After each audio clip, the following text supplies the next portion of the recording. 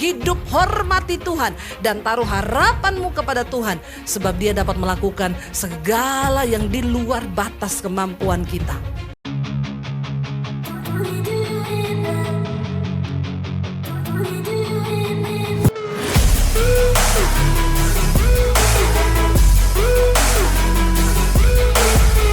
Shalom sahabat Ephata Kebenaran. Senang sekali bisa bertemu kembali dengan sahabat di channel ini.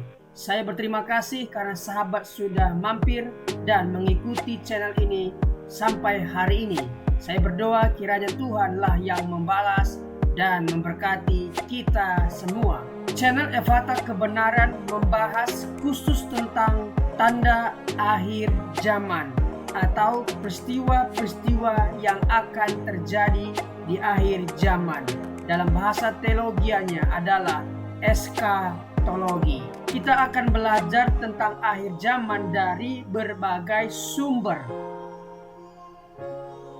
yang akan disampaikan oleh pendeta-pendeta yang luar biasa dipakai Tuhan di zaman ini.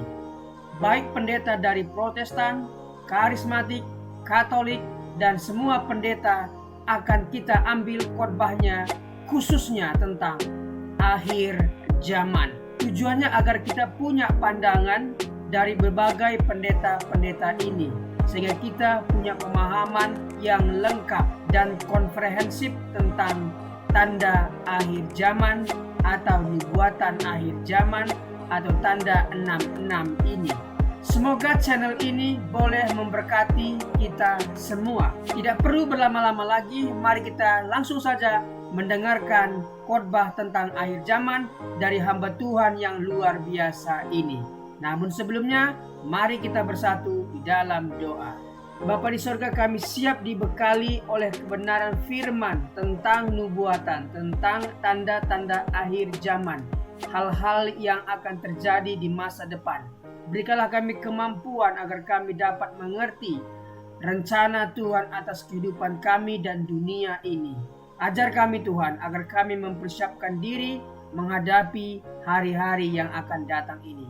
Kami siap diberkati oleh hamba-Mu ini. Berkatilah hamba-Mu ini, berkati pemberitaan firman Tuhan, berkati kami semua. Demi nama Yesus. Amin. Bapak Ibu, Shalom. Apa kabarnya hari ini?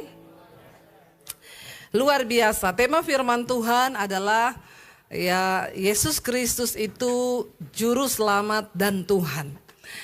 Salah satu yang sangat dibutuhkan bagi manusia di dunia ini adalah juru selamat, saudara.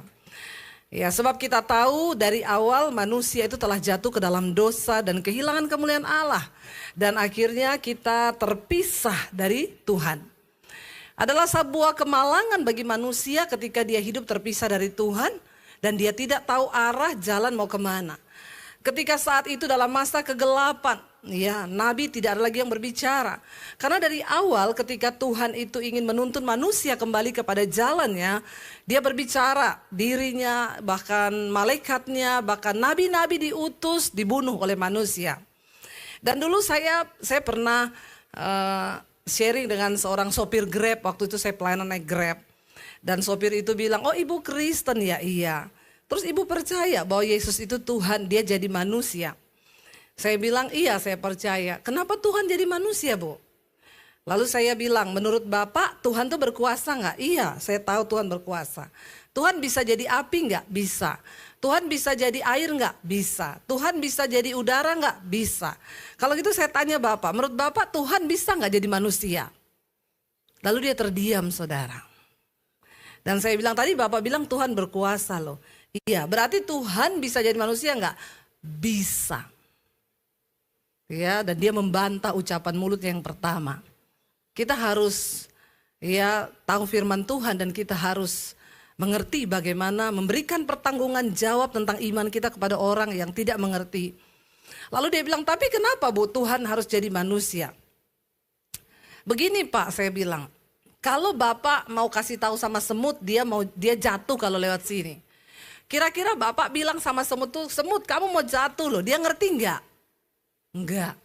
Kalau Bapak mau bicara sama semut, berarti Bapak harus jadi Tuhan dalam keilahiannya, dalam keperkasaannya tidak dapat diselami oleh akal logika manusia yang begitu kecil dan terbatas. Mikirin jatuh tempo aja udah penuh otak kita. Ya Pak ya? Ya, mikirin utang aja udah gak bisa mikir kita.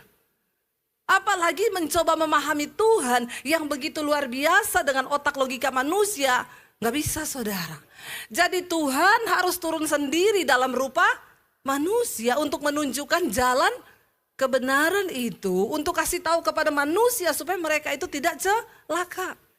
Lalu dia tanya, kalau begitu Bu, kenapa Yesus mati? Dia kan Tuhan. Saya bilang, saya juga sama kayak Bapak dulu pemikiran saya. Orang Kristen tuh bodoh percaya Tuhan yang mati. Tapi Bapak tahu dalam sejarah manusia ketika Tuhan menurunkan hukum Taurat. Di dalam hukum Taurat dikatakan mata ganti mata, gigi ganti gigi, nyawa ganti nyawa. Tidak ada satupun penebusan yang bisa menyelamatkan manusia selain dengan nyawa, darah. Makanya dari zaman perjanjian lama ketika manusia berdosa, imam besar harus masuk ke ruang Maha Kudus untuk mempercikkan darah kambing, domba, ya, untuk penghapusan dosa. Agar nyawa kita ini terbebas dari maut. Tapi karena manusia sudah terlalu berdosa dan tidak ada lagi darah kambing domba yang bisa menutupi dosa itu. Akhirnya Tuhan sendiri yang berinisiatif untuk menebus manusia. Karena dia tidak bisa menarik firman-Nya. Bahwa nyawa harus ditukar dengan nyawa. Makanya Yesus dikatakan anak domba Allah yang dikorbankan bagi manusia. Dan akhirnya Yesus mati di atas kayu salib. Darahnya tercurah. Dan ketika dia disalib, dia mati, Alkitab berkata tabir bait suci terbelah menjadi dua. Artinya apa? Tidak ada lagi pemisah antara kita dengan Tuhan. Dan Yesus datang sebagai juru selamat. Bapak Ibu tahu nggak juru selamat itu seperti apa? Saya kasih gambaran begini. Dalam sebuah perjalanan di kapal di laut, saudara, tiba-tiba ada anak kecil jatuh ke laut. Di situ ada seorang guru renang, guru. Dia teriak sama anak yang di bawah. Dek, tanganmu angkat begini, kakimu begini, ayo berusaha renang supaya kamu gak tenggelam. Kira-kira anak itu akan selamat gak ketika diajari guru? Enggak. Tapi di saat semua orang panik, tiba-tiba ada seorang bapak yang lompat dan terjun ke laut untuk menyelamatkan. Yang tadi itu guru renang, yang ini juru selamat.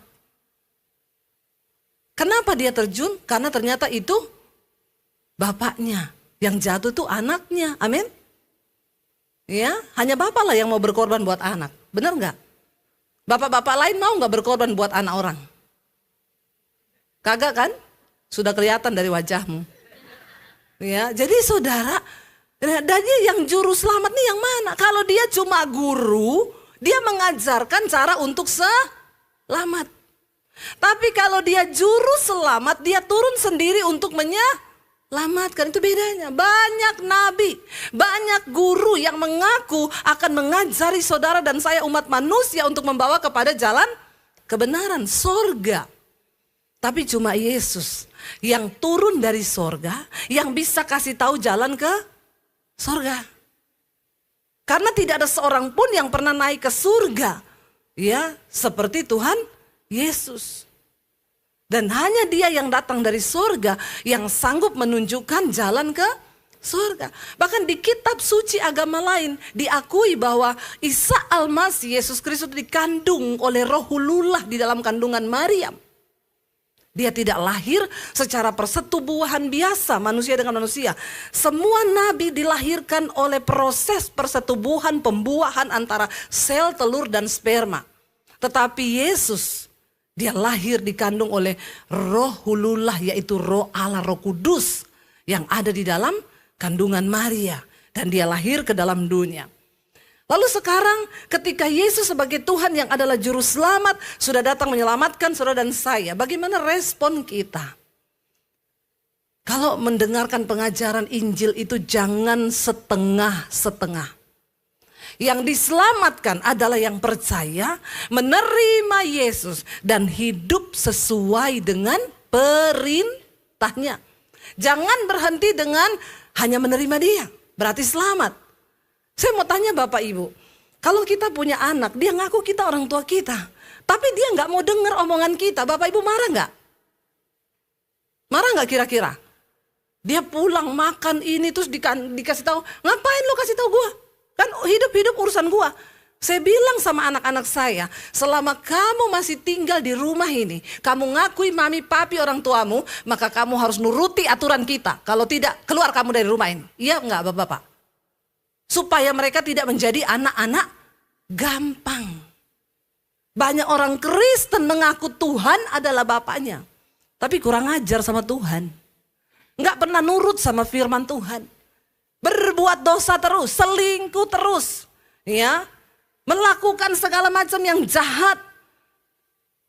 Judi jalan terus, kepahitan jalan terus, semua jalan terus. Tapi mengaku Tuhan itu bapaknya. Maaf, makanya Yesus berkata, di akhir zaman nanti, satu saat ketika Yesus datang kali yang kedua, banyak orang akan berkata, Tuhan, Tuhan. Bukankah kami bernubuat demi namamu, melakukan mujizat demi namamu? Tuhan bilang, disitulah aku akan berterus terang kepadamu.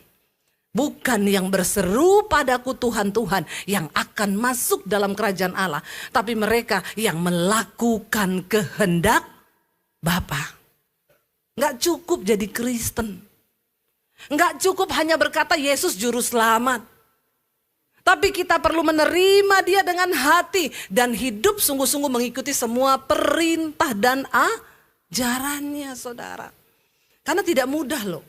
Mati bagi orang berdosa itu tidak gampang, saudara. Coba kita lihat bersama Roma pasal yang ke-5, saudara. Roma pasal 5 mulai ayat yang ke-5 sampai ayat yang ke-11.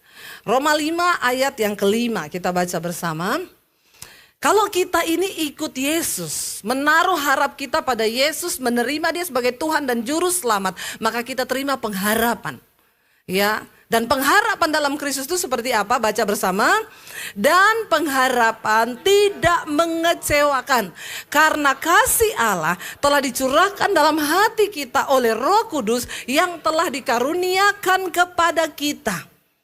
Yesus memberi pengharapan kepada kita yang tidak pernah mengecewakan. Beda dengan manusia, karena manusia itu suka PHP. Apa itu PHP? Pemberi harapan palsu. Lihat kanan kirimu, ada nggak yang PHP? Iya, kadang suami bisa PHP istri loh. Ya. Contohnya bagaimana? Suami bilang, nanti bulan Desember kamu terima gaji 13. Ternyata giliran Desember gajinya cuma sampai 11. Jangankan 12, 11 tok. Ditanya istrinya, mana gaji 13? Yang 12 aja buat bayar cicilan. Ini PHP. Ibu-ibu sering gak di PHP suami? Enggak ya? Haleluya, ibu-ibu di sini memang semua memang sudah luar biasa, Pak. Ini memang benar-benar victorious family. Ya, sudah family yang berkemenangan. Nanti pulang urusan sendiri-sendiri di rumah. Kalau di sini banyak pencitraan. Ya, sering kali bahkan orang tua bisa PHP anak. Anak juga bisa PHP orang tua. Makanya Alkitab bilang jangan menaruh harap pada manusia karena kau pasti kecewa. Ya, yang wanita-wanita di sini jangan terlalu percaya sama cowok hidung belang di sana yang memberikan janji-janji palsu. Ya, yang kita butuhkan sekarang bukan janji, tapi bukti. Ya, bukan janji. Tetapi Yesus dikatakan memberi sebuah pengharapan dan pengharapan itu tidak mengecewakan. Walaupun hari ini engkau belum lihat. Saya ikut Tuhan tuh lama loh saudara, dari tahun 95 loh. Hidup saya susah terus. Susah terus.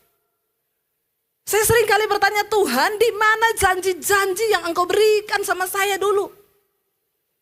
Tapi di tengah kesusahan kami, kesulitan kami, nggak punya uang, mau beli susu anak nggak ada uang. Saya nggak pernah pinjem sama orang. Saya nggak pernah pinjam sama mertua. Saya nggak pernah telepon orang tua saya buat susu anak, nggak ada duit. Tidak pernah. Saya cuma berharap Tuhan janjimu itu ya dan amin. Dan waktu imanmu teruji, maka engkau akan melihat Tuhan menyatakan semua pengharapan itu menjadi bukti dalam hidupmu. Amin.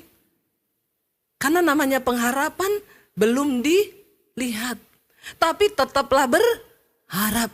Karena engkau tahu kepada siapa engkau berharap. Bukan pada manusia, bukan pada mertua, tapi kepada Tuhan. Makanya saya mau bilang sama anak-anak muda di sini, jangan pernah kau taruh harapanmu kepada siapapun, termasuk kepada orang tua. Taruh harapanmu pada Tuhan. Dunia terus berubah loh, dengar baik-baik. Dunia ini sedang tidak baik-baik saja. Semakin tua Alkitab bilang, akan datang masa yang sukar. Makanya saudara, mau seperti apapun dunia berubah, tetap taruh pengharapanmu kepada Tuhan. Karena Alkitab berkata, diberkatilah orang yang mengandalkan Tuhan. Ya, seringkali orang muda bertanya sama saya, Bu, ke depan nih bagaimana ya? Kita ini rasanya anak muda mau kerja mau apa? Saya selalu bilang, bahkan sama anak-anak saya bilang, yang penting satu hal, kamu harus menghormati Tuhan. Hidup hormati Tuhan dan taruh harapanmu kepada Tuhan, sebab Dia dapat melakukan segala yang di luar batas kemampuan kita. Kau boleh cari ilmu sampai tinggi anak-anak muda. Mulai S1, S2, S13, S21, S23 kayak Samsung, gak apa-apa. Tapi ingat, jangan pernah taruh harapanmu kepada kepandaianmu. Jangan pernah taruh harapanmu pada titelmu, kepada sekolahmu. Mau dimanapun engkau bersekolah. Kalau kau hidup tidak menghormati Tuhan, maaf, tidak ada jaminan masa depan. Karena dengan jelas Alkitab berkata, diberkatilah orang yang mengandalkan Tuhan. Yang menaruh harapannya pada Tuhan, ia akan seperti pohon yang ditanam di tepi aliran air. Amin. Jangan pernah hidup tidak menghormati dan mengandalkan Tuhan. Lalu dikatakan di sana pengharapan kita itu tidak mengecewakan. Karena apa? Waktu kita masih lemah, ayat berikutnya baca bersama. Karena waktu kita masih lemah, Kristus telah mati untuk kita orang-orang durhaka pada waktu yang ditentukan oleh Allah. Lalu ayat berikutnya 7 berkata, ya di sana dikatakan ayat 7, sebab tidak mudah seseorang mau mati untuk orang benar, tapi untuk orang tetapi mungkin untuk orang baik ada orang yang berani mati. Lalu ayat yang ke-8 berkata, akan tetapi Allah menunjukkan kasih-Nya kepada kita oleh karena Kristus telah mati untuk kita ketika kita masih berdosa. Bapak Ibu, untuk orang benar itu jarang orang mau mati, saudara. Misalnya contoh, ada orang divonis hukuman. Kita tahu dia ini benar, semua kita tahu dia benar. Ya, dulu ketika Pak Ahok di sidang, saudara. Dia benar, tapi nggak ada orang yang berani pasang badan. Saya mau membela Ahok habis-habisan karena dia benar. Pokoknya nggak boleh begini. Kita pasti orang, apalagi zaman sekarang, nggak usah ikut-ikutan lah, biarin aja. Daripada kita juga ikut terseret. Bahkan untuk orang benar, sedikit orang yang mau berkorban. Tapi untuk orang baik, ada orang berani mati untuk orang baik karena dia baik. Saya dulu pernah cerita di sini, papi saya itu dulu di Poso ya, kerja di Syah Bandar. Papi saya di kantor Syah Bandar tuh ngurusi kapal. Jadi ada satu pengusaha dari Jakarta itu, dia sering ya kalau muat kapalnya itu papi saya yang urus. Pengusaha ini baik sekali, saudara. Kalau datang ya suka bawa oleh-oleh, ngasih duit, semua sopir, semua orang tahu dia baik.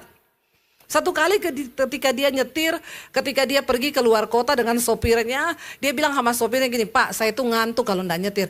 Saya nyetir mobil boleh nggak? Bapak pindah aja di belakang. Lalu sopirnya bilang, aduh Pak, saya pekewo, gimana ya? Bapak kan bos, masa saya yang Bapak nyetir? Nggak apa-apa, supaya saya tuh enggak ngantuk. Dikasihlah, saudara. Waktu dia nyetir pas dalam keadaan sepi, dia ngebut, ada anak kecil menyeberang jalan, ditabrak mati di tempat. Langsung sopir itu turun, bapak ini ditarik keluar, bapak pindah ke belakang. Saya duduk di setir supaya kalau ada masa datang, orang kampung datang, mereka tahu saya yang nabrak. Kenapa sopir itu melakukan hal ini? Karena bapak ini orang baik.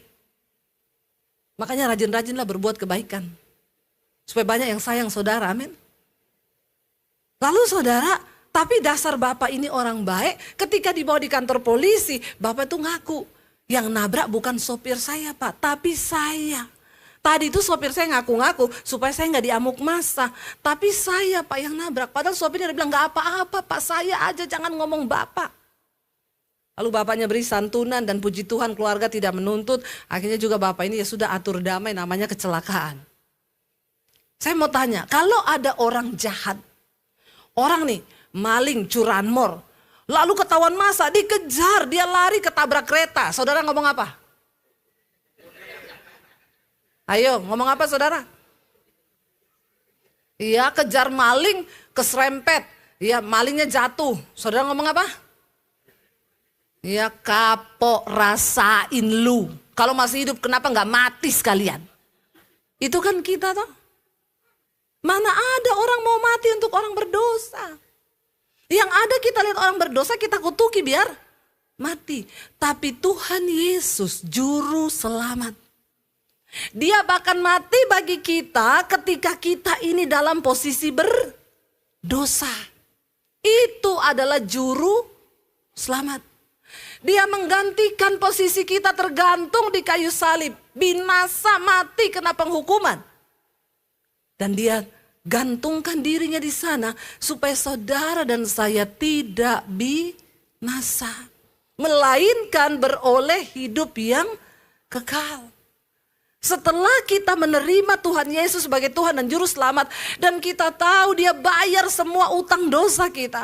Dia bayar semua harga yang harusnya dia tidak bayar. Dia yang mulia dikatakan, dia Allah. Tapi dia turun ke dalam dunia, mengosongkan dirinya, mengambil rupa seorang hamba.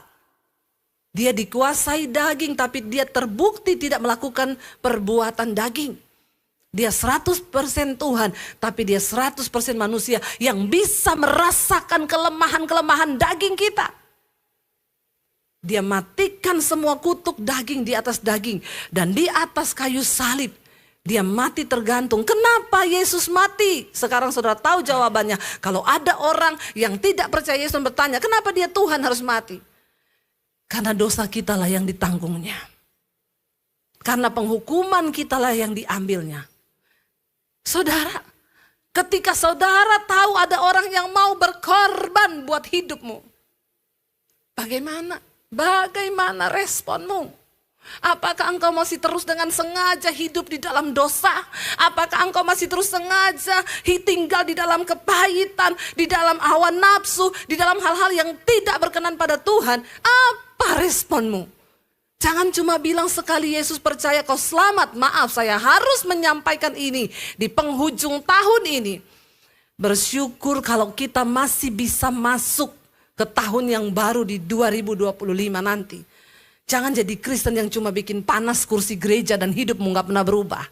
Ada orang-orang yang bangga gini, oh saya gak pernah bolos, tiap hari Minggu 2 jam ibadah. Maaf, kalau kau cuma datang gereja tiap hari Minggu 2 jam, hitung dalam 365 hari, kau cuma beri waktu bagi Tuhan 4 hari tok.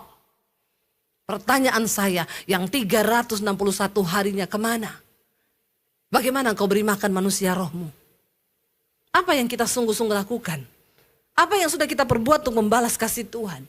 Apakah hidup kita gak pernah berubah? Kita cuma dengar firman masuk telinga kanan, keluar telinga kiri. Jangan bilang saya tidak mengingatkan saudara. Setiap khotbah di sini mengingatkan kita untuk bertobat. Coba kita buka Titus pasal yang kedua. Ayat yang ke-11 sampai ayat yang ke-15. Titus 2 ayat 11 sampai ayat yang ke-15. Setelah kita diselamatkan, apa yang harus kita lakukan? Mari kita baca bersama. Karena kasih karunia Allah yang menyelamatkan semua manusia sudah nyata. Lalu untuk apa kita ini menerima keselamatan itu? Baca ayat yang berikutnya. Ia mendidik kita supaya kita meninggalkan kefasikan dan keinginan-keinginan duniawi. Dan supaya kita hidup bijaksana, adil dan beribadah di dalam dunia sekarang ini. Jangan tinggalkan ibadahmu. Tetaplah beribadah di akhir zaman nih. Apa itu ibadah? Ibadah bukan hanya duduk di gereja setiap hari Minggu. Ini juga ibadah. Tapi Roma 12 berkata, ibadah yang sejati itu adalah apa? Persembahkanlah tubuhmu sebagai persembahan yang hidup, yang berkenan kepada Allah, yang kudus. Itu adalah ibadah yang sejati. Tinggalkan keinginan-keinginan duniawi. Udah mau kiamat, saudara, masih banyak orang dugem. Saya itu kalau sama suami saya lewat di PIK 2 sana itu kan banyak tempat dugem ya. Suami saya bilang, tuh orang masuk ke dugem. Dan saya lihat model-modelnya itu orang Kristen. Banyak orang Kristen dugem loh. Atau ada di sini, tolong angkat tangan. Bersaksi ke sini, apa yang kau dapat di dugem itu? Saya pengen tanya saudara. Apa sih yang kamu dapat datang di dugem itu? Orang-orang itu gak takut Tuhan loh. Sudah mau waktu-waktu yang terakhir. Kenapa masih hidup dalam hawa nafsu daging yang membinasakan? Ya anak-anak muda tuh banyak yang dugem. Duitnya pas-pasan. Nggak tahu diri. Bapak-bapak juga banyak yang dugem. Kalau ada bapak-bapak yang dugem, bertobat kau pak. Nggak tahu diri kau. Udah tua, bentar lagi di absen. Jangan bikin dosa terus. Ayo bertobat. Karena ayat ini berkata, kenapa kita menerima kasih karunia? Supaya kasih karunia itu, Allah itu mendidik kita untuk meninggalkan kefasikan. Jangan kau pikir sekali terima Yesus selamat. Banyak pengajaran sekarang yang cuma mengajarkan Injil separoh. Tapi kita harus mengajarkan yang penuh saudara. Terima Yesus, terima firman-Nya, hidup sesuai dengan perintah-perintahnya, baru kau layak untuk menerima keselamatan itu. Kita menerima kasih karunia karena Tuhan mendidik kita supaya kita meninggalkan kefasikan, keinginan-keinginan duniawi, dan supaya kita hidup bijaksana, adil, dan beribadah di dalam dunia yang sekarang ini yang semakin menyesatkan. Hati-hati loh anak-anak muda, walaupun kau ada lingkungan teman-temanmu merokok, biarin dia merokok, kau jangan ikut-ikutan. Kalau bisa malah kau yang menyelamatkan temanmu itu, amin. Ayo jadi terang, ayo. Kemana firman yang kau dengar setiap hari Minggu?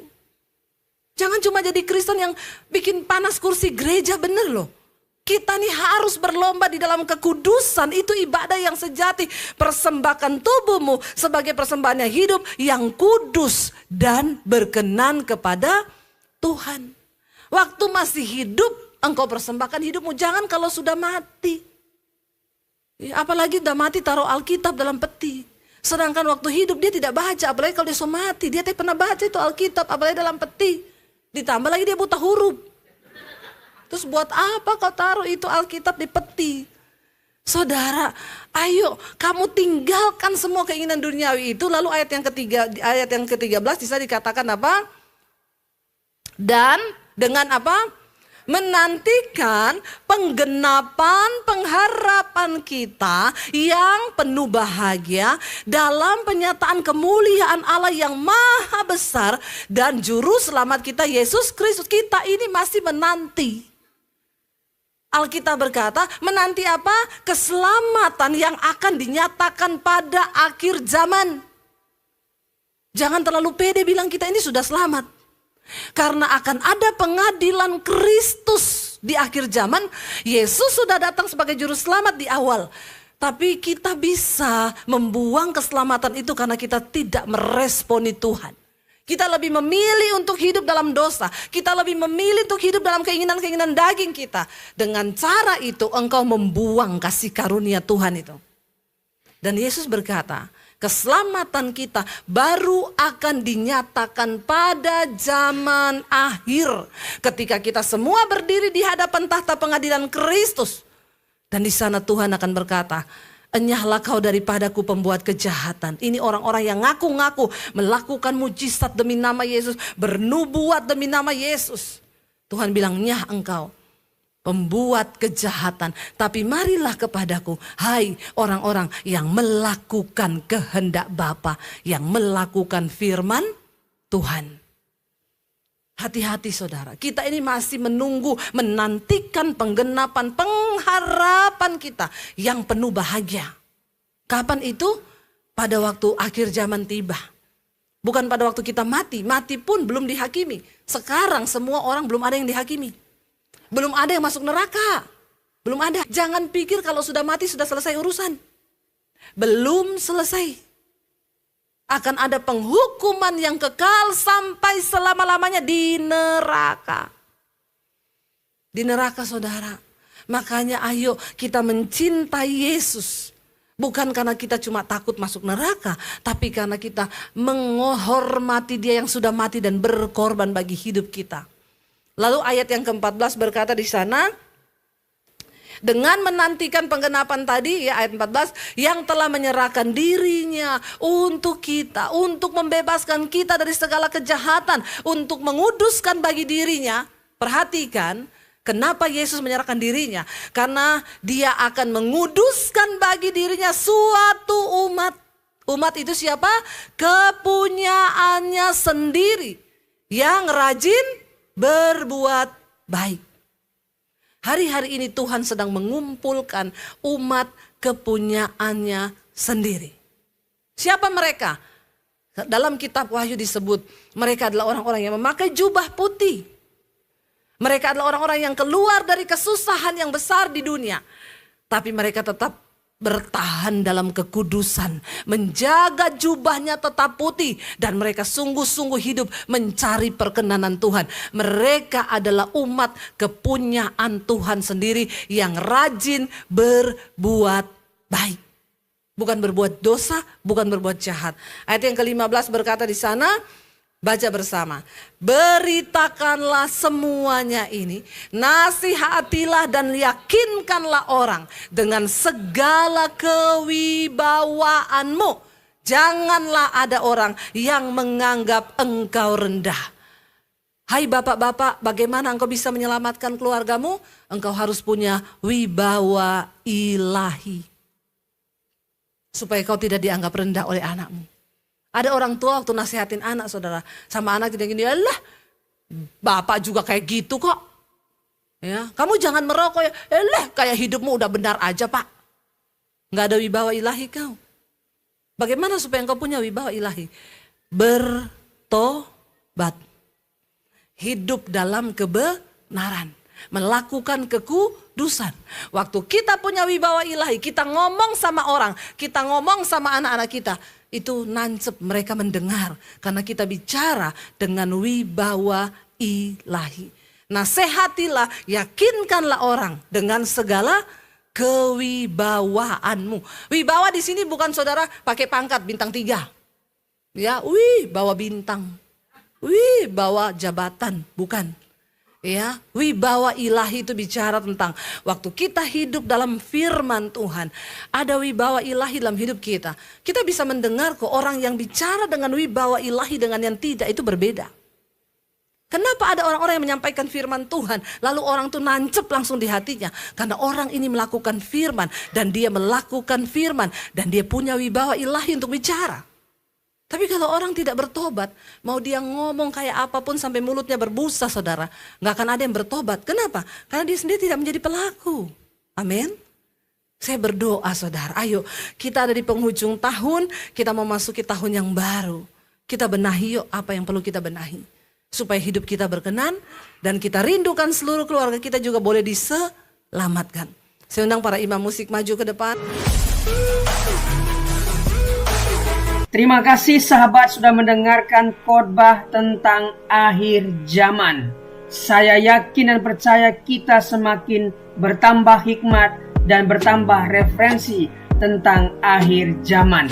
Channel ini dibuat secara sadar untuk mengumpulkan pembahasan tentang akhir zaman, nubuatan tentang akhir zaman, agar kita punya satu channel membahas khusus tentang kejadian-kejadian di akhir zaman. Para pembicaranya juga dari berbagai-bagai interdominasi, baik dari Protestan, karismatik, Katolik, dan berbagai-bagai pendeta di seluruh Indonesia, tentunya yang membahas tentang akhir zaman.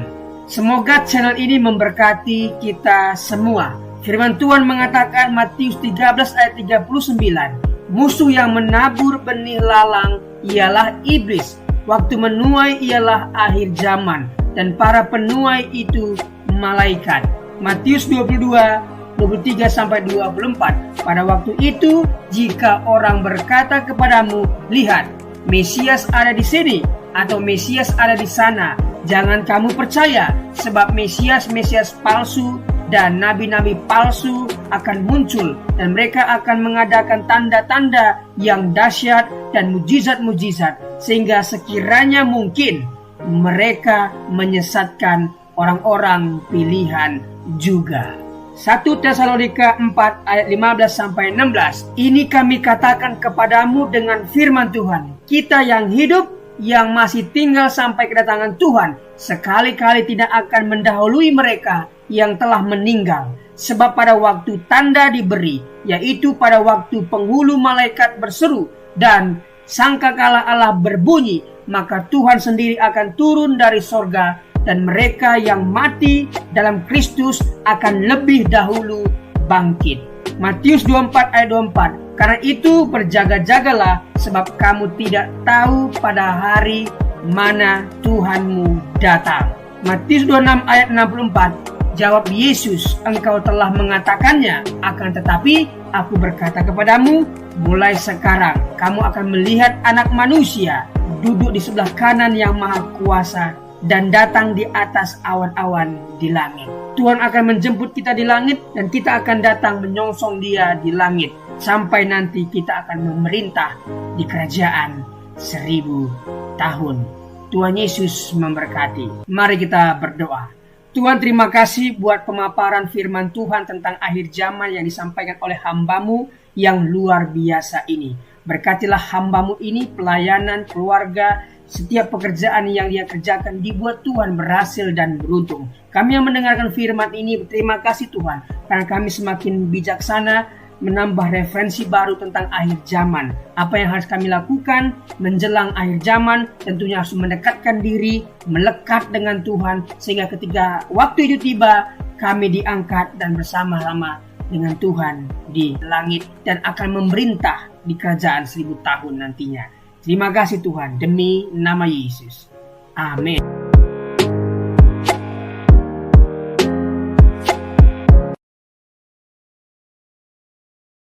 Nấu tao mình tắt lỗ để bởi sầy bù phá y chăng mày dầu giá bù phá tê cháu trong sai liệu tê lưng tàu in nấu nè tê cháu xin cồn tê cháu xin nè cho mình nói xin bay bài đi tròi đi dẫn đi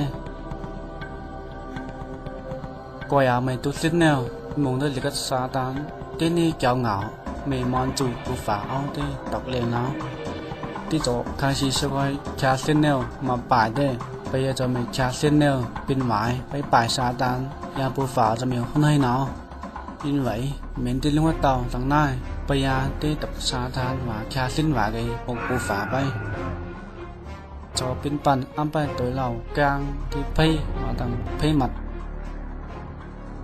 bây ăn xây ra cái lầu mình pan play mà nè cho chơi miền bù phá cháu bù phá nè đi dùng chọc vần mà cháu ăn xây ra cái lầuวันใดจัดเดี๋ยวจะอยู่ไหนเดี๋ยวเจ้าเพี้ยนำมากูต้องใส่ตูต้องใส่แต่ไปจะใจเหม็นเดี๋ยวเจ้าเหลว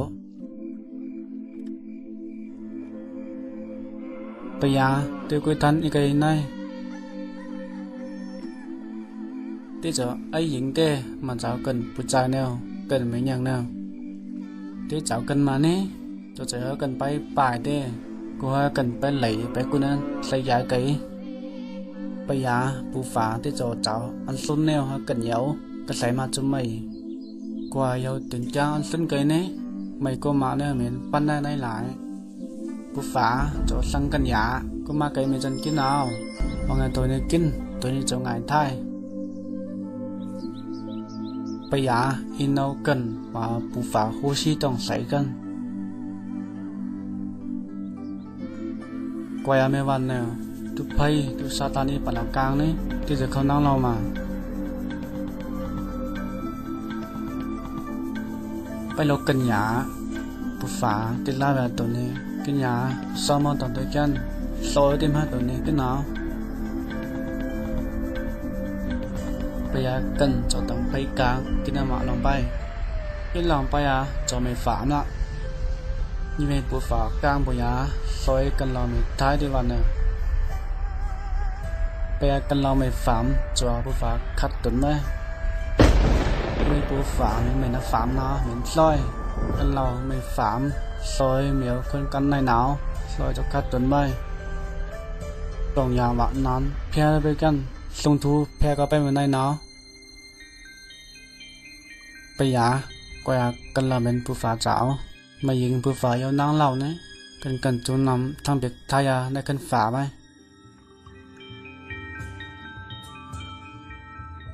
ซอยกันเราอย่างย้อนเลยกาได้เปิดใส่หาอะไรกันจูไปหาไหนจะใส่จังไปป่ายเหมียวมาไปจ่อยตรงใส่ยาlà ai tộc liền cho có phần bê hạt trong biểu âm này cần bù phá bay coi á mà giải cần lào hạt bờ lệ hạt cho mình này cần năng phá được bài não bù phá và cần lào tòng lỏng và năm bê căn miêu khung căn này nào coi á bù phá ní tí nhận chạy hơn nín cần như vậy cần lào mình ai dính tới mà cháu bây giờ tới cho hỏi y lọc tộc tê Giêsu đón xây ra cây mà cháu phạm cần lào bây giờ ý cái cần lâu cho mày ngày ngủ nhìn vậy Giêsu lâu mà khá lỗi cần lâu Giêsu vậy liệu nó cháu phạm cần lâu cho ngài thái vô xì xì cha ní ông lúc thế mà sao phạm cần lâu bay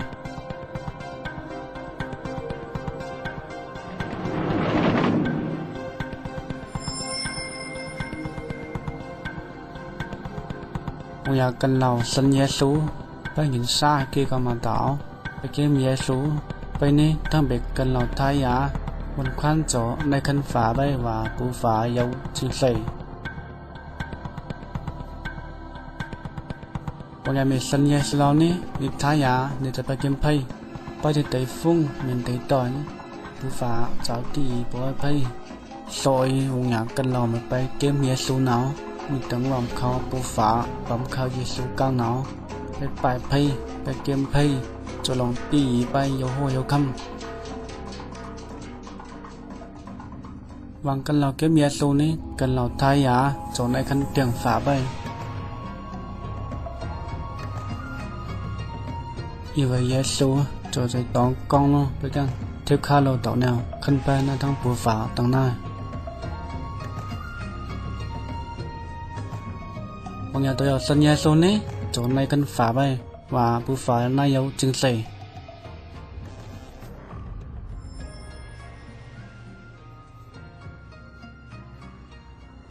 Terima kasih sudah melihat video pendek tentang rencana Allah untuk kehidupan manusia. Sejak dari awal Tuhan menciptakan Adam dan Hawa. Dia juga sudah merencanakan akan keselamatan manusia melalui pengorbanan anaknya yang tunggal. Tidak ada cara lain selain menerima Tuhan Yesus yang adalah jalan, kebenaran, dan kehidupan. Tidak ada seorang pun yang bisa bertemu dengan Bapa kalau tidak melalui Tuhan Yesus. Tuhan Yesuslah yang menjadi jembatan seperti video yang kita barusan lihat. Jadi rencana Allah itu sangatlah sederhana. Rencana keselamatan yang diberikan Allah sangatlah sederhana. Mari kita lihat artikel berikut ini. Rencana keselamatan Allah yang sederhana namun penuh kuasa.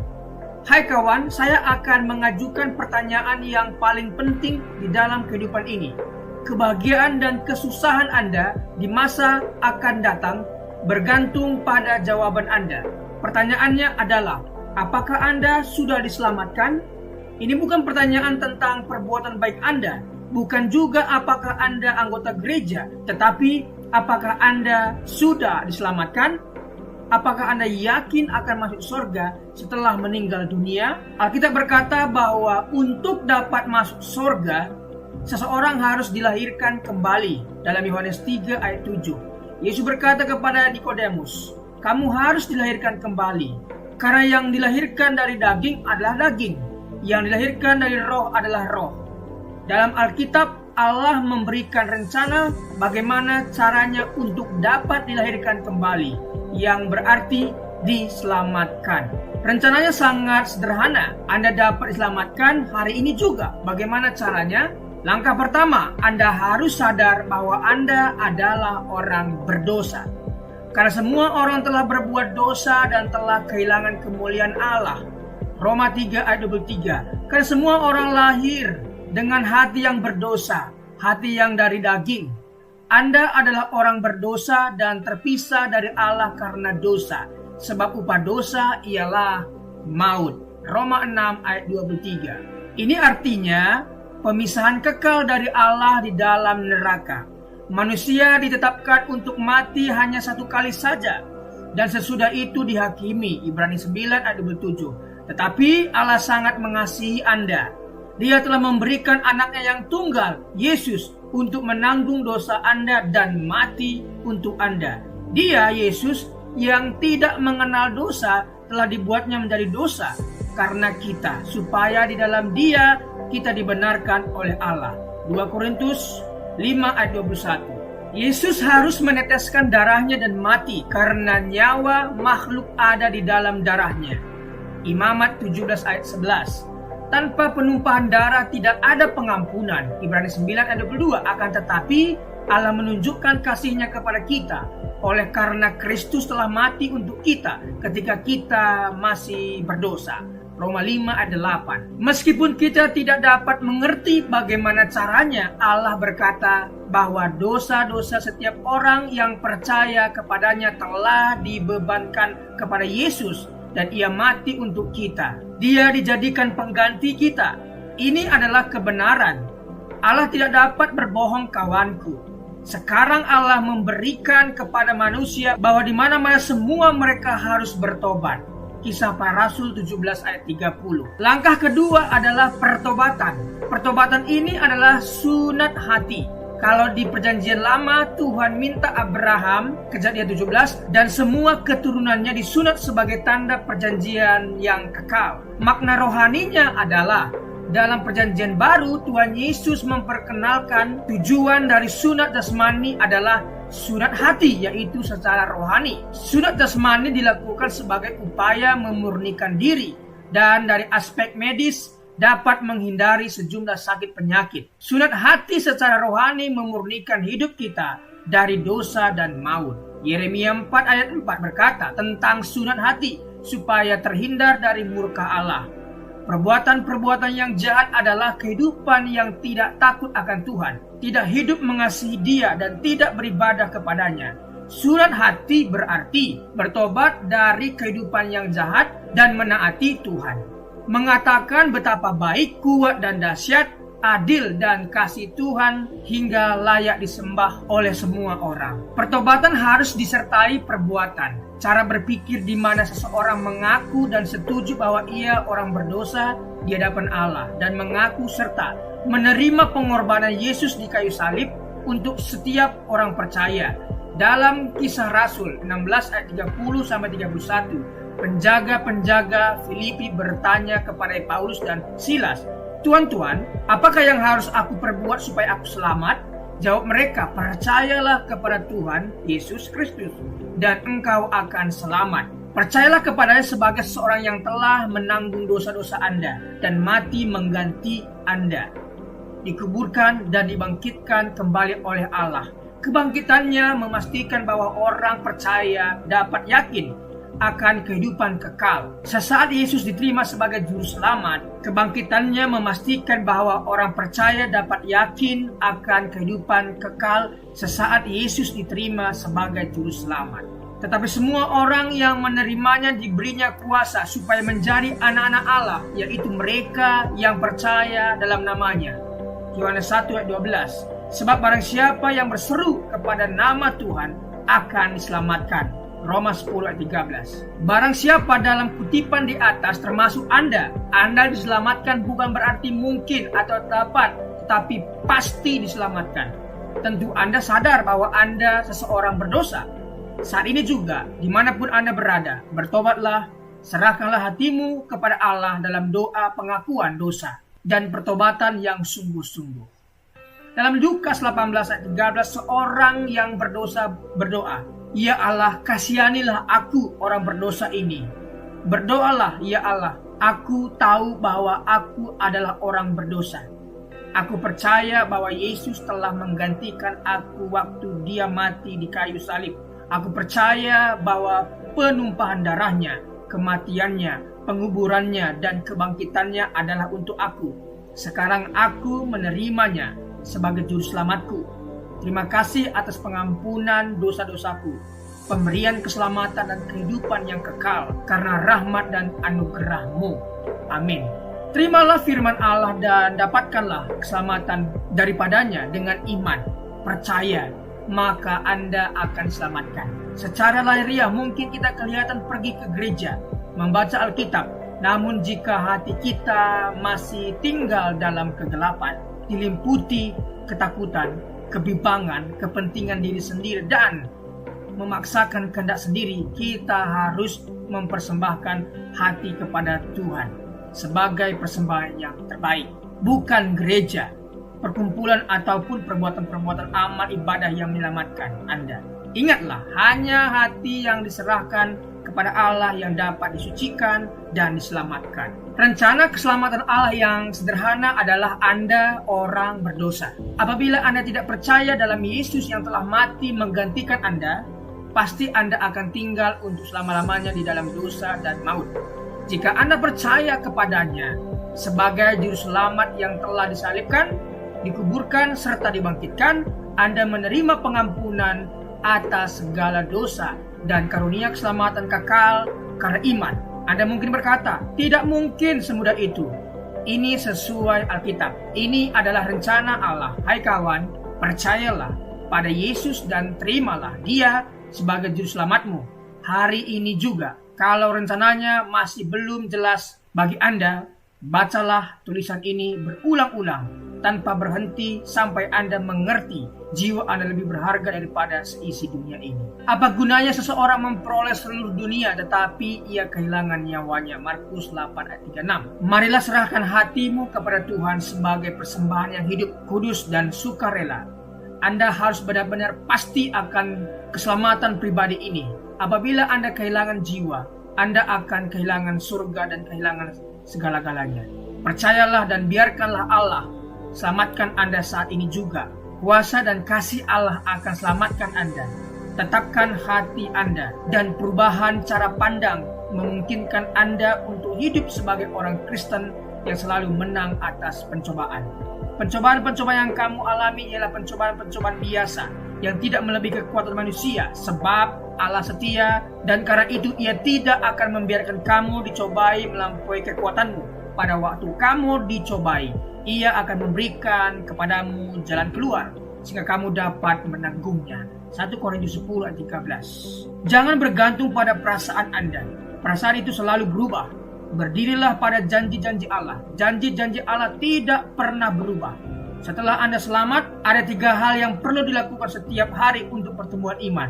Berdoa, berbicara kepada Allah, baca Alkitab, biarkanlah Allah berbicara kepada Anda, dan Anda berbicara bagi Allah. Dan perlu dibaptis air sesuai ketaatan Anda pada Tuhan Yesus Kristus sebagai kesaksian dan demonstrasi imanmu.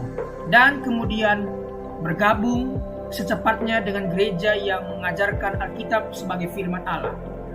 Jadi janganlah malu bersaksi tentang Tuhan kita. 2 Timotius 1 ayat 8. Setiap orang yang mengakui aku di depan manusia, aku juga akan mengakuinya di depan Bapakku yang di sorga.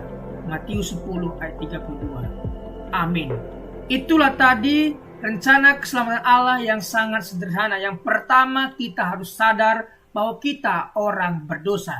Yang kedua, kita harus bertobat, meninggalkan yang lama dan beralih kepada Tuhan, dan berdoa untuk menerima Yesus sebagai Tuhan dan Juru Selamat kita.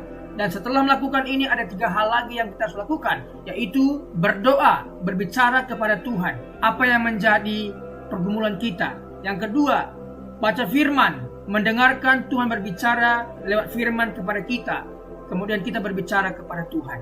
Yang ketiga adalah bersaksi. Jangan malu bersaksi. Setelah engkau diselamatkan oleh Tuhan, bersaksilah. Saksikan imanmu kepada semua orang. Siapa yang malu mengakui Tuhan Yesus di depan umum, maka Yesus pun akan malu mengakuimu di depan Bapa. Jadi saksikan kuasa keselamatan yang Tuhan berikan kepadamu. Terima kasih, Tuhan Yesus memberkati.